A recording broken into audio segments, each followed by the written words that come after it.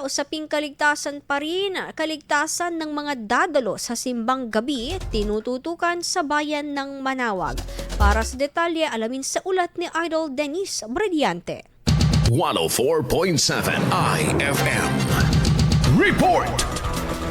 Handa na mga simbahang Katoliko sa Pangasinan sa pagsisimula ng 9 na araw ng Novena Mass nitong ika-16 ng Disyembre. Kabilang na dito ang Minor Basilica of Our Lady of the Rosary of Manaoag na dinudumog ng mga tao tuwing simbang gabi at Misa de Gallo kada taon. Ayon sa pulisya, inaasahang dadagsa mga deboto mula sa iba't ibang lugar ng Pangasinan at Karatig probinsya, kaya magpapatupad ang mga otoridad ng mga hakbang upang masiguro ang kaayusan at kaligtasan sa loob at paligid ng bayan. Itong Yuletide season, marami yung dadayo, gawa ng marami yung deboto, marami yung magsisimba, simbang gabi, sa Misa de Gallo, marami rin yung papasyal. So, ang kapulisan natin, kapuwang ang ating LGU Manaoag sa pangunguno po ng ating buting mayor is may mga strategic plan kami na gagawin para ang ating mga deboto, mga bisita is lalong ma-feel nila na secured sila sa pagdalaw nila dito sa bayan ng Manaoag. Yung pagkandak namin ng Oplan Cita sa mga boundaries namin is regular naman po yun. At ang pag-deploy namin ng police dito sa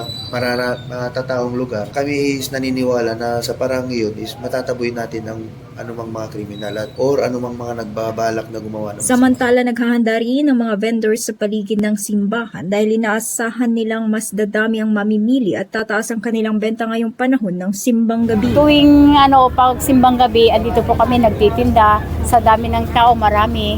Iba-ibang lugar, galing sa Manila, galing sa probinsya. Ang first mass talaga nila sa December, dagsaan talaga. Mabenta po marami.